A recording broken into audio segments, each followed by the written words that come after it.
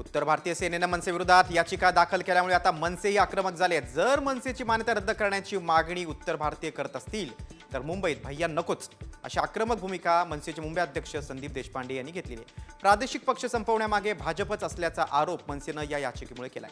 मात्र यामुळे आता पुन्हा मनसे विरुद्ध परप्रांतीय असा संघर्ष पेटण्याची शक्यता निर्माण झाली। मनसेनं देखील उत्तर भारतीय सेनेला आता तीव्र विरोध केलाय। असं असेल तर मुंबईत भैया नकोच असं मनसेचे नेते म्हणतात। मान्यता राहावी की नाही राहावी ते कोण भैया ठरवणार काय?